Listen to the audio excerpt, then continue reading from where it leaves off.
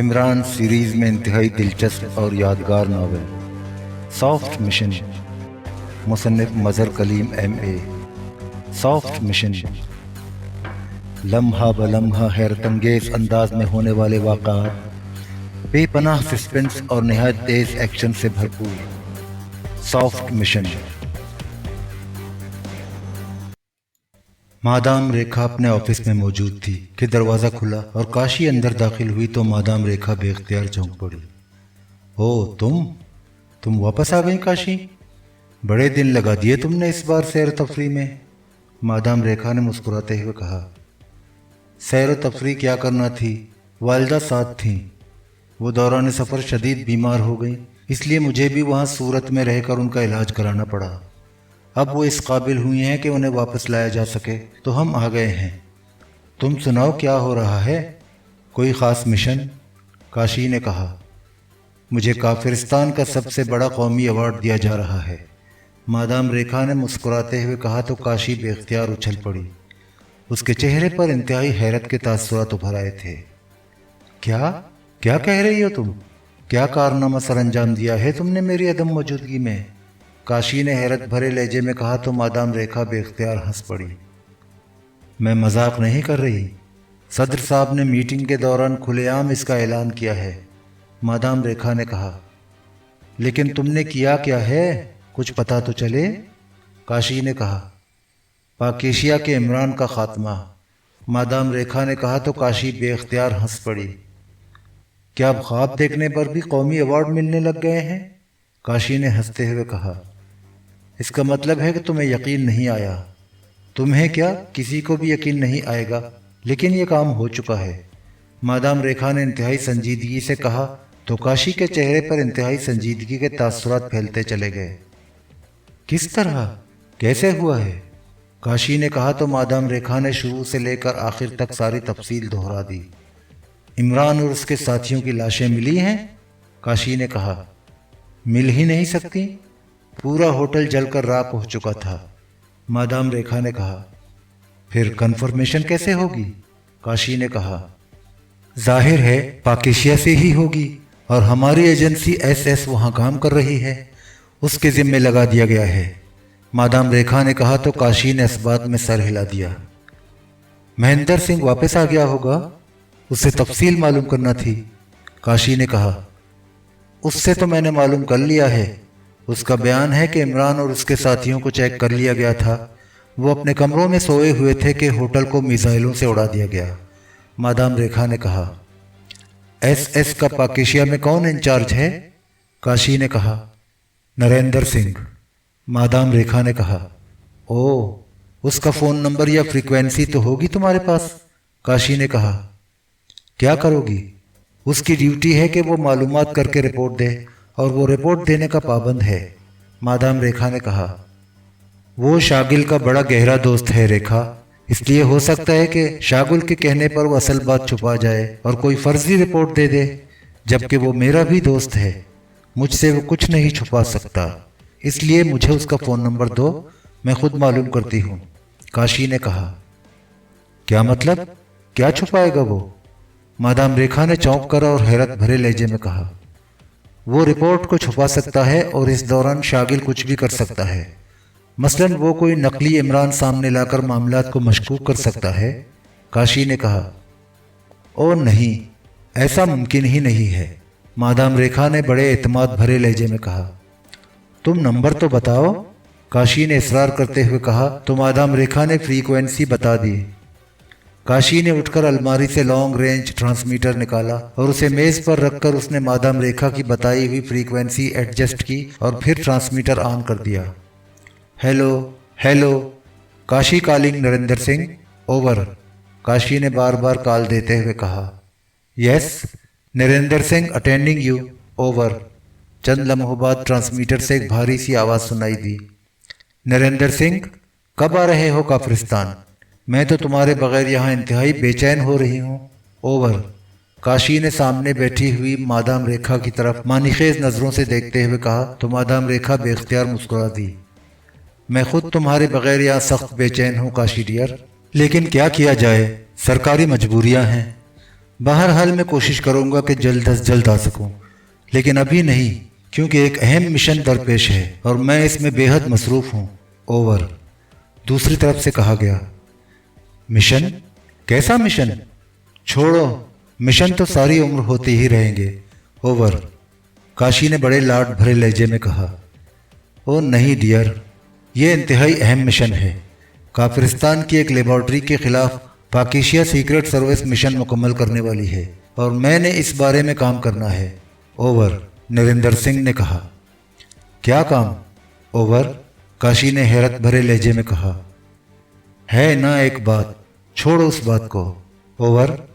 नरेंद्र सिंह ने बात टालने की कोशिश करते हुए कहा। अरे अरे, क्या मैं गैर हूं? कमाल है, अब तुम मुझसे भी छुपाओगे? ओवर। काशी ने ऐसे लहजे में कहा जैसे नरेंद्र सिंह किसी सूरत उससे कुछ छुपा ही नहीं सकता। तुम मादाम रेखा की साथी हो और तुमने उसे बता देना है, जबकि मामलात को खुसूसी तौर पर उनसे छुपाया जा रहा है। ओवर। दूसरी तरफ से नरेंद्र सिंह ने कहा तो काशी के साथ साथ मादाम रेखा भी बेख्तियार उछल पड़ी। ओ, तुम मेरी आदत तो जानते हो, ऐसा नहीं होगा, तुम बताओ तो सही। ओवर। काशी ने कहा।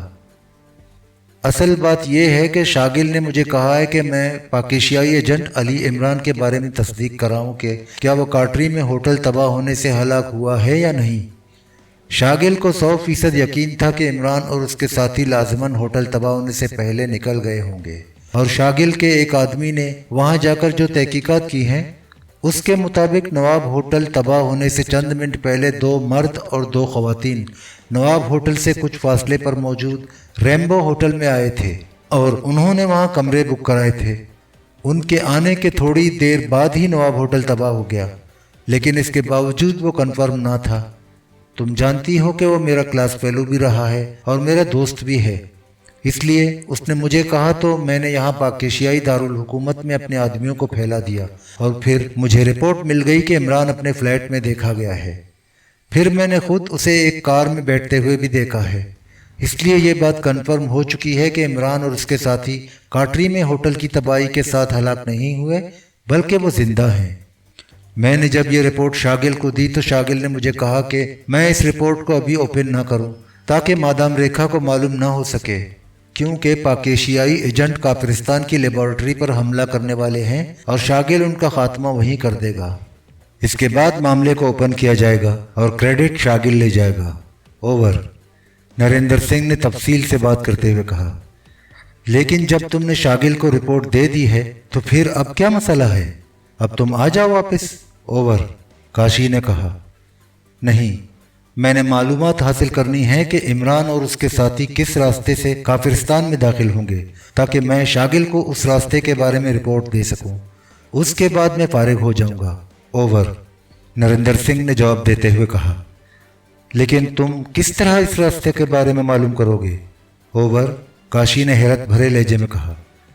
मैंने हर उस रास्ते पर जहां से काफिरिस्तान में दाखिल हुआ जा सकता है अपने आदमी पहुंचा दिए हैं और आलात भी, इसलिए वो जिस रास्ते का भी इंतखाब करेंगे मुझे मालूमात मिल जाएंगी। ओ, एक मिनट। ओ काशी, फिर बात होगी, कॉल आ रही है। Over and all. दूसरी तरफ से अचानक चौंक कर कहा गया और इसके साथ ही राब्ता खत्म हो गया तो काशी ने ट्रांसमीटर ऑफ कर दिया। तुमने सुन लिया मादाम रेखा? काशी ने मादाम रेखा की तरफ देखते हुए कहा। मुझे अब तक इस बात पर यकीन नहीं आ रहा कि इमरान जिंदा हो सकता है। आखिर उसे किस तरह ये इत्तला मिल सकती है कि होटल पर मिसाइल फायरिंग होने वाली है? नहीं, ऐसा मुमकिन ही नहीं है, मादाम रेखा ने कहा।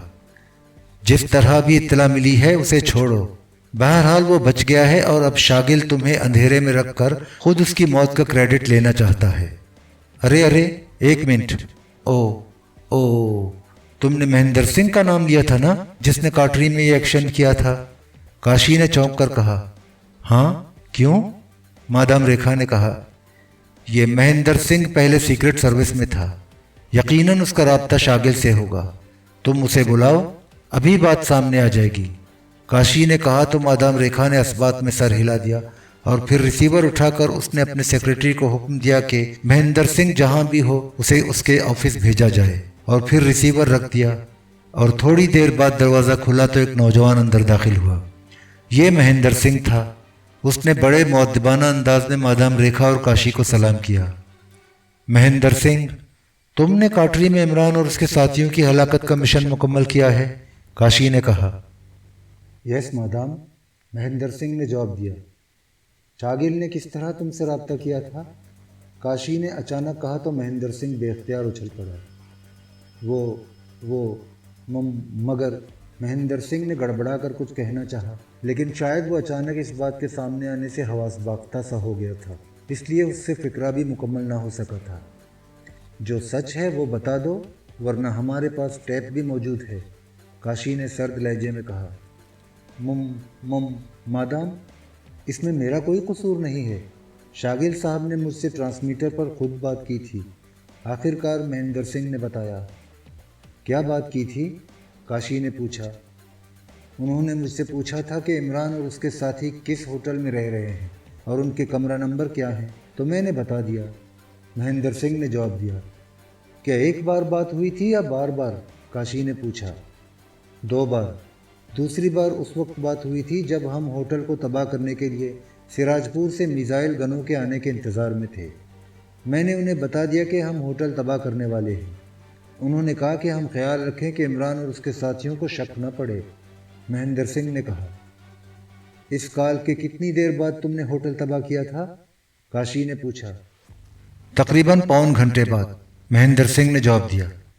ठीक है, तुम जा सकते हो, काशी ने कहा तो महेंद्र सिंह सलाम करके वापस चला गया। अब समझ आई है तुम्हें मादाम रेखा के क्या खेल खेला गया है?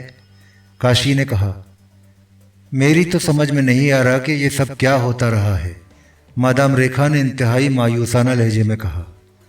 होना क्या है, शागिल को जब मालूम हुआ कि तुम क्रेडिट लेने वाली हो तो उसने यकीनन इमरान को कॉल करके इत्तला दे दी होगी और वो लोग होटल तबाह होने से पहले निकल गए, काशी ने कहा। अगर इस बात को साबित कर दिया जाए तो इस नॉनसेंस शागिल का कोर्ट मार्शल हो सकता है, मादाम रेखा ने इंतहाई गुस्सीले लहजे में कहा। सबूत तो होटल के साथ ही खत्म हो गया, वरना वहां होने वाली कॉलों को रिकॉर्ड मालूम कर लिया जाता। लेकिन अब जो साजिश तुम्हारे खिलाफ हो रही है, तुम उसके बारे में सोचो, काशी ने कहा तो मादाम रेखा बेख्तियार चौंक पड़ी। कैसी साजिश? मादाम रेखा ने चौंक कर कहा। तुम्हें क्या हो गया है रेखा? क्या तुम्हारा ज़हन माऊफ हो गया है? तुमने महेंद्र सिंह की बात नहीं सुनी? तुम ये सोचकर खामोश बैठी रहोगी कि इमरान हलाक हो गया है, जबकि नरेंद्र सिंह इमरान के बारे में इत्तला शागिल तक पहुंचा देगा और फिर शागिल उसे वहां लेबॉर्ट्री के करीब हमला करके हलाक कर देगा और उसकी लाश जब वो सदर साहब के सामने पेश करेगा तो फिर सोचो कि क्या होगा। ये साजिश नहीं है तो और क्या है? काशी ने कहा। हाँ, तुम ठीक कह रही हो, मुझे खुद भी महसूस हो रहा है कि मेरा जहन माऊफ हो गया है। Very bad. मैं अब इस शागुल को बताऊंगी कि किस तरह वो क्रेडिट लेता है। तुम इस नरेंद्र सिंह से बात करो कि जो इत्तला वो शागिल को दे वो हमें भी दे, मादाम रेखा ने कहा। हाँ, मैं मालूम करती हूँ, काशी ने कहा और इसके साथ ही उसने एक बार फिर ट्रांसमीटर का बटन ऑन कर दिया। Hello hello, Kashi calling, over, Kashi ने बार बार कॉल देते हुए कहा। Yes, Narendra Singh attending you, over. थोड़ी देर बाद नरेंद्र सिंह की आवाज़ सुनाई दी। अच्छा हुआ तुमने कॉल कर लिया, अब मैं फारिग हूँ और वापस आ रहा हूँ। ज़्यादा से ज़्यादा 2 रोज़ तक मैं वहाँ पहुँच जाऊँगा। तुम बताओ कहाँ मुलाकात हो सकती है, ओवर, नरेंद्र सिंह ने कहा। इतनी जल्दी कैसे फारिग हो गए? क्या वो शागिल का काम हो गया है, ओवर, काशी ने कहा। हाँ, जब तुमसे बात हो रही थी तो कॉल आ गई थी, उसी कॉल से असल इत्तला मिल गई और मैंने वो इत्तला शागिल तक पहुंचा दी है। अब मैं फारिग हूँ, ओवर, नरेंद्र सिंह ने कहा।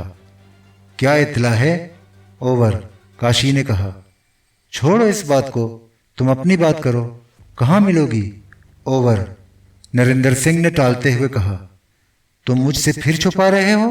क्या तुम्हें मुझ पर एतमाद नहीं है, ओवर, काशी ने नाराज होते हुए कहा। अरे अरे, नाराज होने की जरूरत नहीं है, मैं बता देता हूँ, लेकिन ख्याल रखना मादाम रेखा तक ये इत्तला नहीं पहुँचनी चाहिए, ओवर, नरेंद्र सिंह ने कहा। तुम्हें बार बार कहने की जरूरत नहीं है, मैं समझती हूँ, ओवर, काशी ने इसी तरह नाराज लहजे में कहा। इमरान अपने साथियों समेत 2 जीपों पर सवार होकर लोगल नामी कस्बे से सरहद पार करके काफिरिस्तान में दाखिल हो चुका है, और चूंकि लोगल से भी स्मगलर काफिरिस्तान में दाखिल होते रहते हैं, इसलिए मैंने एहतियातन वहां भी अपने आदमी तैनात कर दिए थे, और फिर मेरे आदमियों के पास खुसूसी कैमरे भी मौजूद थे, इसलिए उन्होंने इमरान को चेक कर लिया। हालांकि इमरान और उसके साथी मेकअप में थे, लेकिन कैमरे की वजह से वो चेक हो गए। मैंने शागुल को इत्तला दे दी है। ओवर, नरेंद्र सिंह ने जवाब देते हुए कहा। लोगल से आगे वो कहाँ जाएंगे? ओवर, काशी ने कहा। लोगल से वो काफिरिस्तानी शहर धामनगर पहुंचेंगे, और धामनगर से वो सीधे बांडा पहुंचेंगे, जहां से सीकर का रेगिस्तान शुरू हो जाता है। मुझे शागिल ने यही बताया है। वैसे शागिल का आदमी कैप्टन चोपड़ा वहां पहले से ही मौजूद है, अब शागिल भी वहां पहुंच जाएगा। ओवर, नरेंद्र सिंह ने कहा।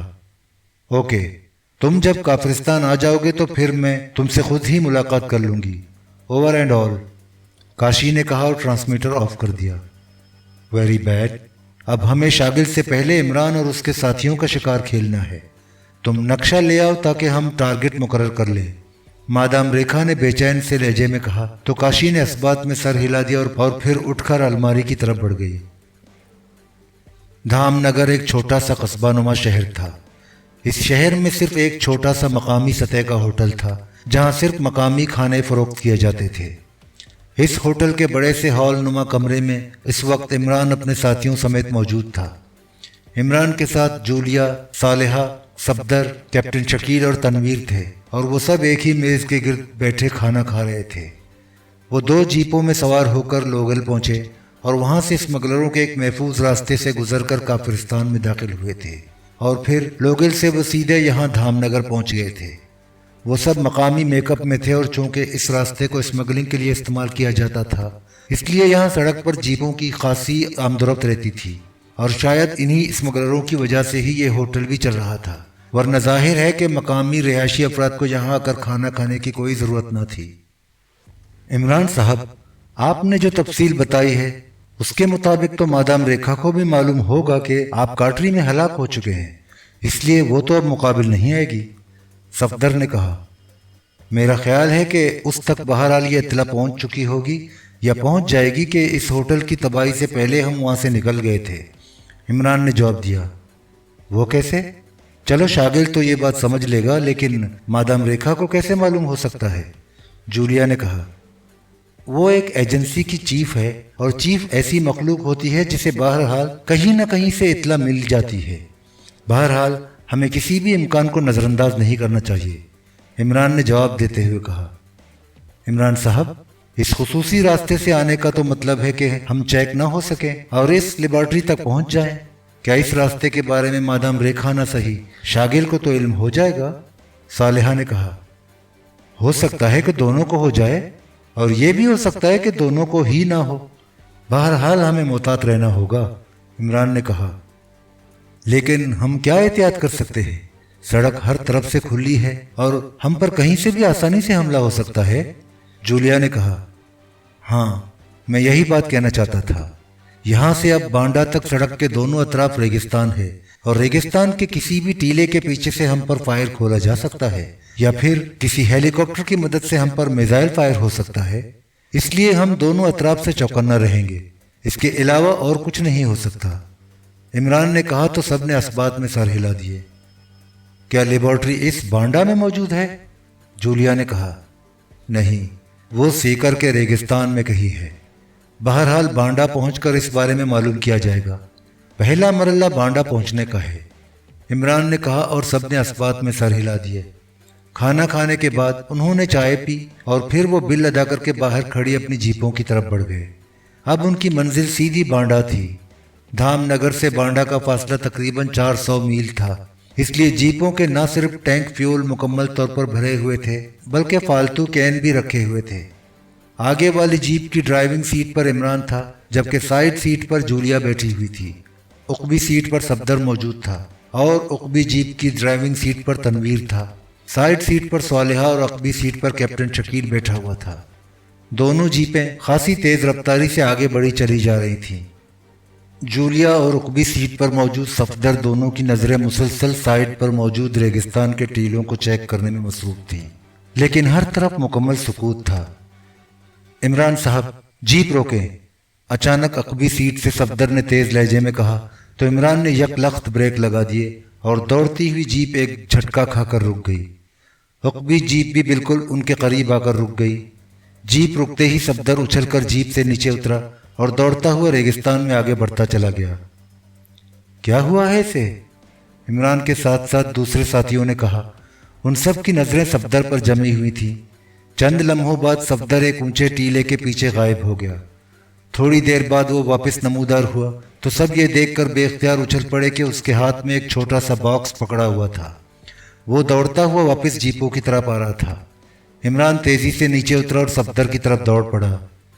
ये STS क्या मतलब? इमरान ने हैरत भरे अंदाज में कहा। मुझे अचानक टीले की साइड से ऐसी चमक नजर आई थी जैसे नीला शोला लपकता है, इसलिए मैं वहां गया था। वहां ये बॉक्स मौजूद था। ये पूरा बॉक्स रेत में दबा हुआ था, अलबत्ता इसके ऊपर वाला हिस्सा जिसका रुख सड़क की तरफ था नजर आ रहा था। सफदर ने कहा, वेरी बैड। इसका मतलब है कि सैटेलाइट के जरिए हमारी बाकायदा निगरानी की जा रही है।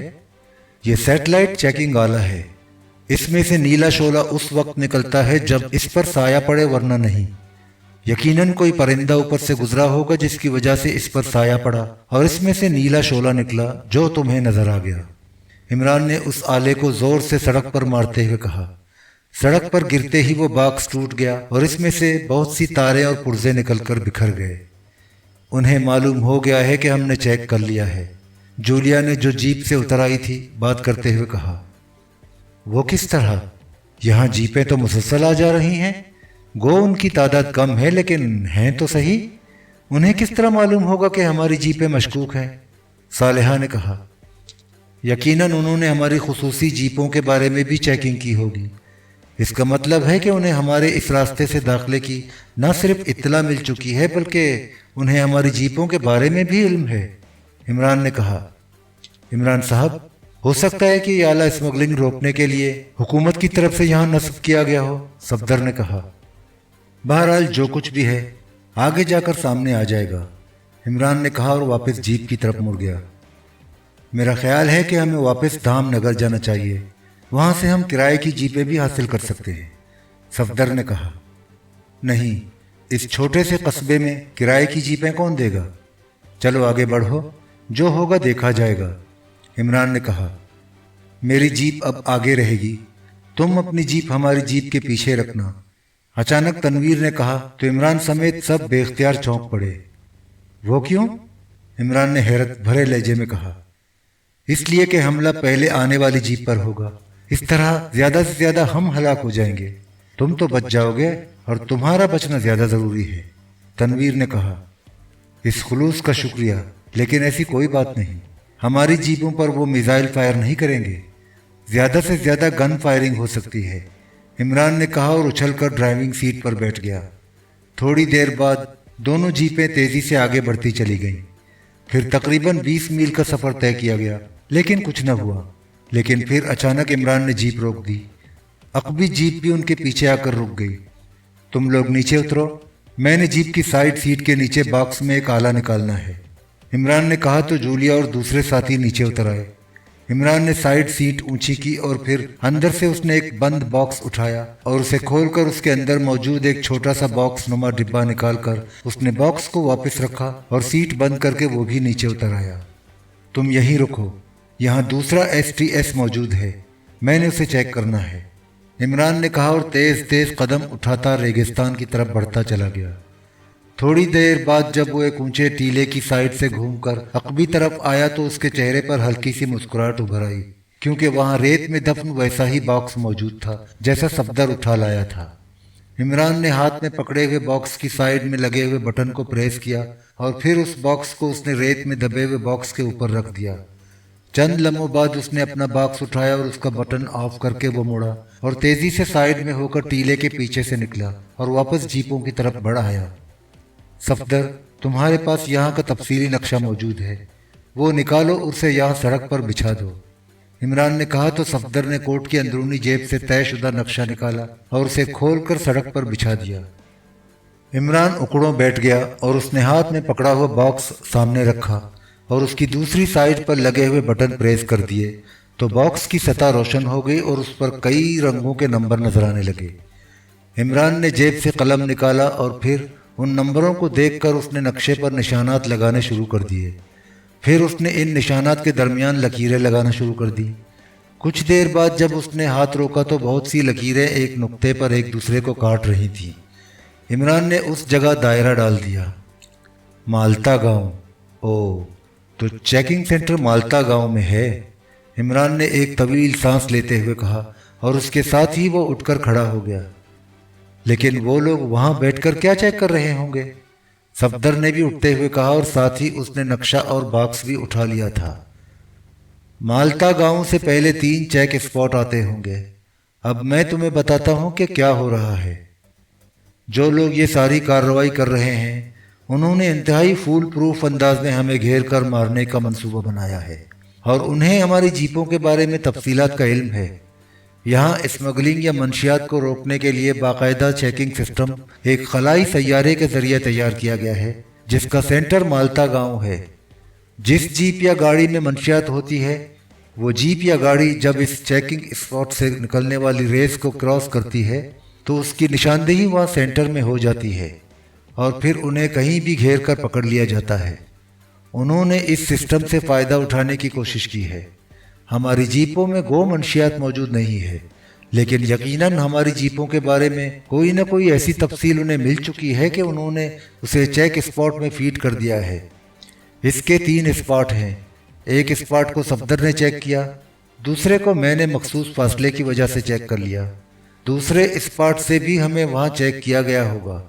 अब जब हम तीसरे स्पॉट से गुजरेंगे तो हमारी चेकिंग फाइनल हो जाएगी।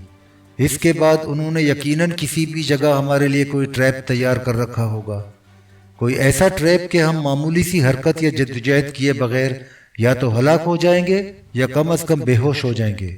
और मुझे यकीन है कि ये जगह माल्टा गांव के आसपास होगी। इमरान ने कहा, इमरान साहब, इस कदर पेचीदा काम करने की उन्हें क्या ज़रूरत थी? वो किसी भी जगह हम पर मिसाइल फायर कर सकते थे। 2 जीपें ही उड़ानी थीं। सालेहा ने कहा, पाक एशिया सीक्रेट सर्विस को लोग अब शैतानों का टोला कहने लगे हैं, इसलिए वो खौफजदा हैं। इमरान ने कहा, और आप इस शैतानों के टोले के सरबराह हैं, क्यों? सालेहा ने कहा और सब बेख्तियार हंस पड़े।